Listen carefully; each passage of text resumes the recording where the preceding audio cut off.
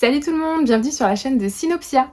J'espère que vous allez bien et que vous découvrez de belles lectures et de bonnes séries, de bons films. En tout cas, aujourd'hui, nous allons parler saga.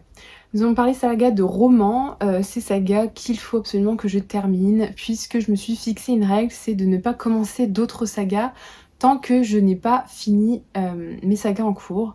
Le problème, c'est que j'ai totalement échoué à cette règle en 2020, même là début 2021, puisque je commence énormément de sagas, comme vous avez pu voir suite à ma pile à lire de l'hiver. Donc il va falloir que je commence à écouler ces sagas, sachant qu'en réalité j'en ai pas beaucoup, et le peu que j'en ai à terminer, il me reste peut-être un tome, et généralement je les ai dans ma pile à lire.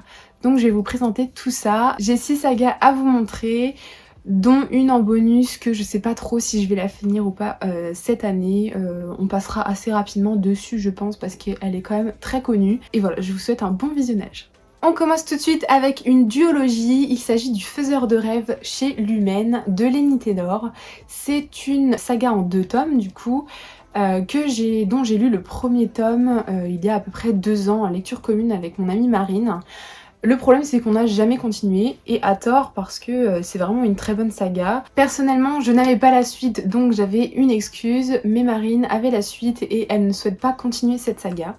Et de ce fait elle m'a offert du coup le tome 2 pour que je puisse terminer cette saga que j'avais beaucoup aimée et qui a beaucoup fait parler d'elle à sa sortie. Le Faiseur de rêves, c'est une histoire assez mystérieuse puisque en fait c'est l'histoire d'un jeune homme, Laszlo, qui va essayer de découvrir le mystère d'une ville qui a disparu des esprits il y a quelques années. Personne ne se rappelle du nom de cette ville, mais c'était une ville où s'écoulaient des richesses, qui était légendaire, qui était majestueuse, sauf que cette ville a disparu et les humains ne s'en rappellent plus. Du coup, Laszlo, avec son nouveau poste de bibliothécaire, va pouvoir partir en expédition, et c'est peut-être une chance pour lui de découvrir le mystère de cette ville dont tout le monde parle et dont il rêve depuis tout petit de rencontrer.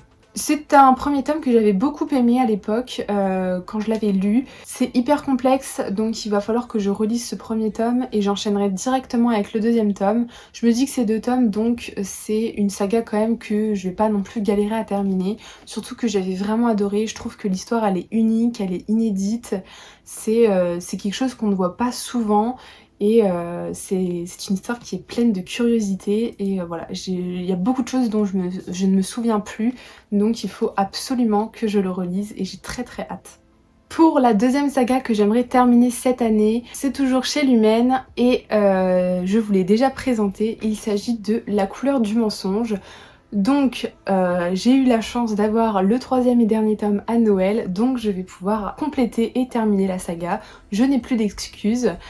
Pareil, je pense qu'il va falloir que je relise au moins le tome 2, histoire de me remettre les éléments en place, parce que voilà, je me souviens plus des tenants et aboutissants, et c'était quand même un univers assez politisé, avec plusieurs régions, des pays qui se font la guerre pour je ne sais quelle raison.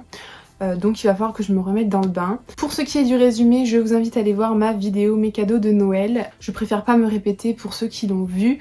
En tout cas, La couleur du mensonge, c'est totalement mon style de lecture. C'est de la trahison, c'est des complots, c'est des enjeux politiques, c'est un peu de romance. Et un personnage féminin fort et indépendant que j'aime beaucoup. Voilà, La couleur du mensonge, franchement, c'est une petite pépite. Même si j'ai une préférence pour The Curse, qui est un petit peu dans les mêmes thématiques, qui est sorti aussi chez Lumen, mais j'adore La couleur du mensonge qui vraiment a su prendre mon cœur.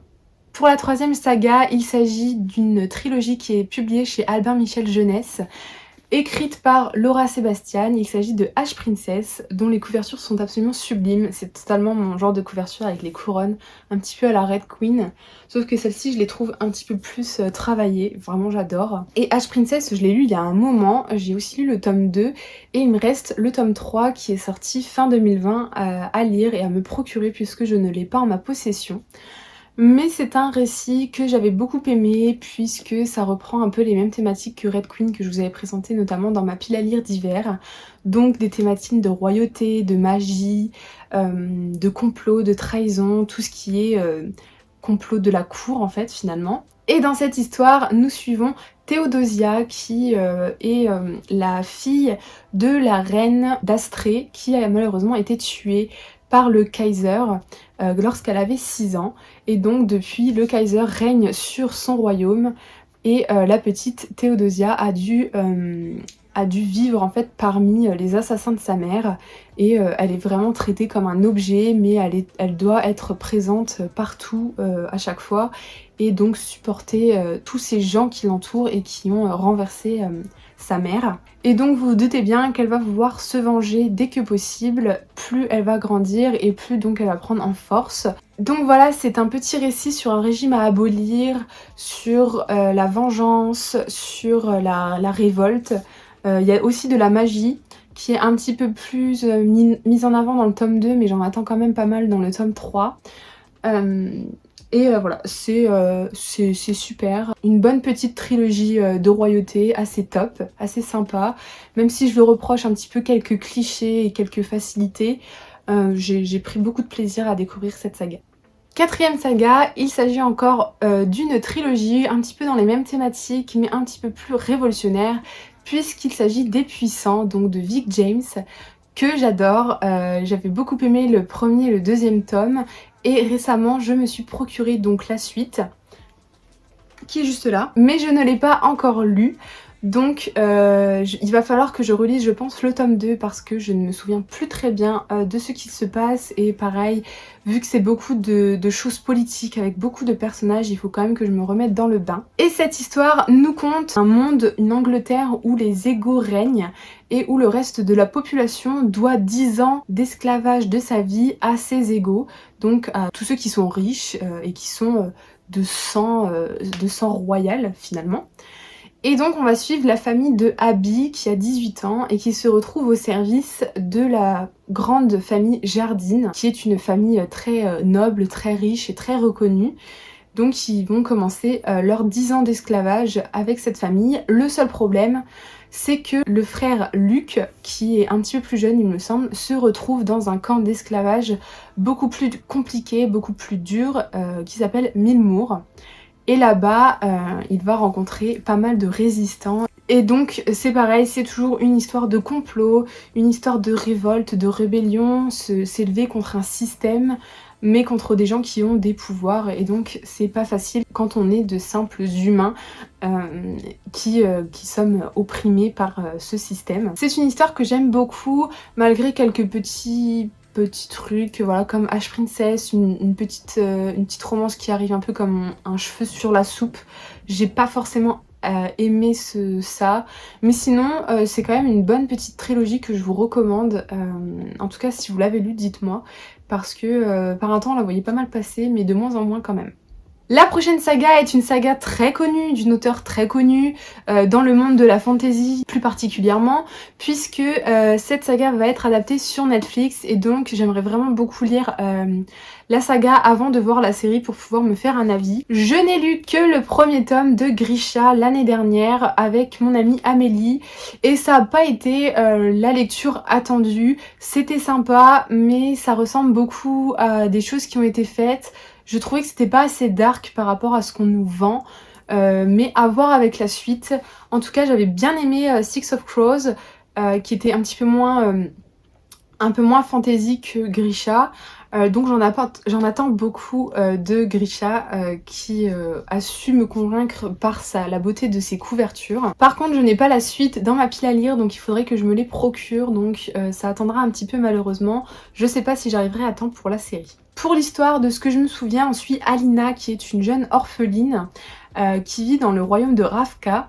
Dans ce royaume, il y a tout un monde qui est baigné dans les ténèbres, où il y a des créatures, faut pas s'en approcher, etc.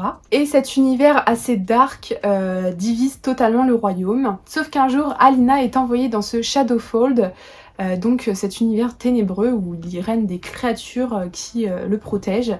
Et c'est dans cet univers qu'elle va découvrir qu'elle a des pouvoirs. Donc scénario assez classique et la suite est aussi assez classique je trouve. En tout cas j'ai hâte de lire le tome 2 et le tome 3. en espérant que ce soit un petit peu plus inédit comme histoire, parce que c'est vrai que ça ressemble à quand même beaucoup de choses dans ce qui se fait en fantasy. J'ai vraiment envie d'apprécier cette saga et de comprendre un petit peu l'engouement autour de Leigh Bardugo, qui est une auteure dont on entend beaucoup parler sur les réseaux. Et enfin, la dernière saga que j'aimerais terminer, il s'agit de Caraval. Caraval, c'est très connu. J'avais les 2 premiers tomes en français que j'ai lus en français. Sauf que l'année dernière, nous avons appris que Bayard ne publierait pas le tome 3. J'ai trouvé ça très dommage parce que même si c'est pas révolutionnaire, c'est quand même une histoire de fantasy assez originale qui a quand même sa propre identité, qu'on retrouve pas forcément partout. Je trouve que c'est une bonne petite trilogie, donc j'ai été déçue et de ce fait j'ai acheté la trilogie en anglais. Donc comme je compte me mettre de plus en plus à la VO pour continuer sur ma lancée de 2020, je me suis dit que j'allais relire les 2 premiers tomes en VO en espérant que ça le fasse parce que je n'ai jamais lu de fantasy en VO pour le moment. En tout cas, je trouve les tomes assez magnifiques. Voici le tome 3 que je trouve sublime, mais ma préférence va à la couverture du tome 2 qui est sublime. Dans Caraval, on suit Scarlett et sa jeune sœur qui rêvent d'aller à Caraval. Caraval, c'est un événement dont très peu sont invités, mais où il règne la magie pour voir des choses qui sortent de l'ordinaire. C'est réalisé par le fameux Légende, qui est un homme mystérieux qui aurait ce genre de pouvoir afin de créer des illusions parfaites. Et donc, par le coup du sort, Scarlett et sa petite sœur réussissent à se rendre à Caraval. Sauf que ça ne va pas se passer comme prévu puisqu'elles vont être séparées. Et donc, du coup, Scarlett va entamer sa recherche de sa sœur en essayant de duper les tromperies qui se passent à Caraval, tous les mensonges, tous les faux semblants, ce genre de choses.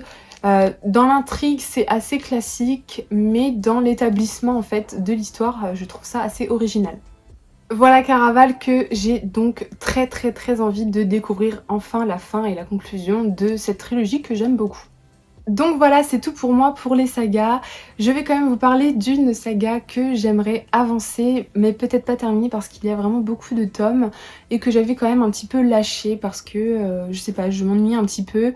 Après, on m'a dit que c'était quand même de mieux en mieux, donc il faudrait quand même que je m'y mette.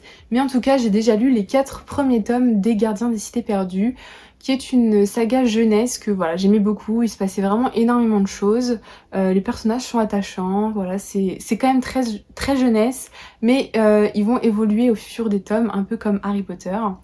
Du coup voilà, je suis curieuse quand même de continuer parce que c'est quand même une bonne histoire, je trouve que c'est quand même un incontournable de notre génération. En tout cas, il se passe tellement de choses que là je pourrais même plus me rappeler de tout ce qui se passe.